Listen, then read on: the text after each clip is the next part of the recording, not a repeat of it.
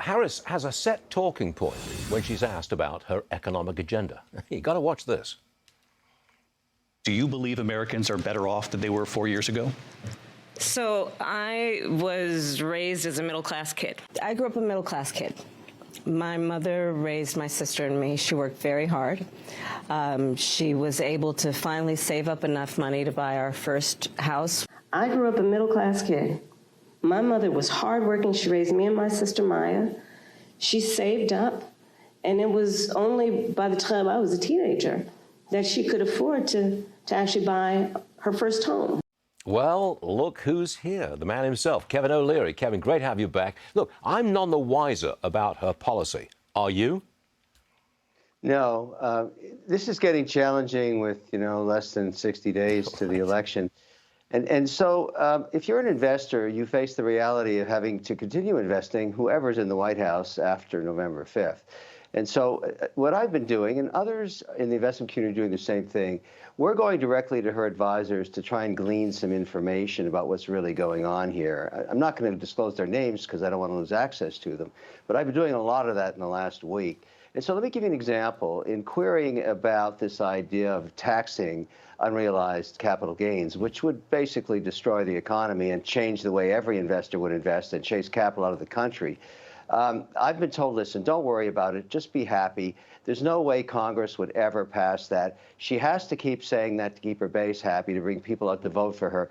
But that's not going to happen. Don't worry about it. When I talk about some of these policies around student loans or controlling pricing at grocery on consumer goods, which has been tried in many countries, Venezuela, Cuba, the old Soviet Union, we know that doesn't work.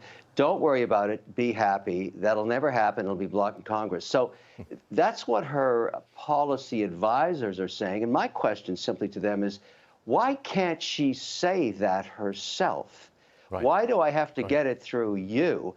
And if it doesn't work out that way, don't I have a lot of risk, particularly around corporate tax rates? Yeah. Proposal at 28 would put us in the bottom quartile of competition globally in the G20. Don't worry about it. Be happy. Yeah. Well, I'm not happy. Right. And I think a lot of other people are not happy. We just need her to sit down and talk to the press, which she has to do because it would be unprecedented for this election cycle to end with her never talking to the press. No presidential candidate in modern times has ever done that. That is true. I'm going to change the subject for a second. Donald Trump says he wants to bring SALT back. This lets you deduct the state and local taxes that you pay, deduct them from your federal tax return. Now, Kevin, this would be a huge break for a lot of taxpayers in New York and New Jersey. OK, it's vote buying, but, it might be effective. Vote buying is an understatement. If you talk about New York State, New Jersey, and some of these jurisdictions where he's challenged, I totally get why he's doing this. And it's 100% political.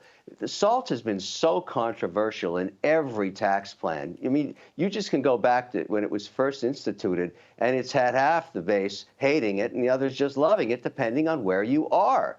And I think if you're in New Jersey and New York, you really want this policy. Kevin, I want you to listen to hedge fund manager, you know him, John Paulson. He's warning about a Harris victory. Watch this. If Harris was elected, I would pull my money from the market. I'd go into cash and I'd go into gold because I think the uncertainty regarding the plans they outlined would create a lot of uncertainty in the markets. You're on board with that, Kevin, I think. It would be bad for the markets, a Harris win, right?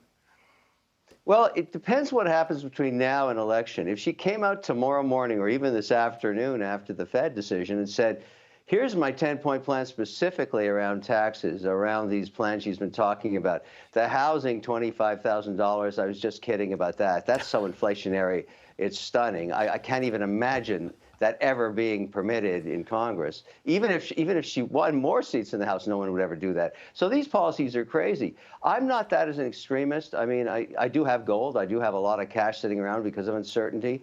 But I have to invest the day after, even if she is elected. And then I have to hope, I have to cross my fingers, this is the new boss and we won't get fooled again. And that these policymakers that are giving me this just be happy, well, maybe I'm going to have to get happy. But right now I'm not happy. And I really, really want some policy. I really do. And I think the rest of the market does too. And that comment gives you some idea about how much angst there is out there. I'm not sure we're going to get this policy statement, by the way. Kevin O'Leary, always a pleasure. Thanks for seeing us, man. We'll talk to you again later. Thanks a lot.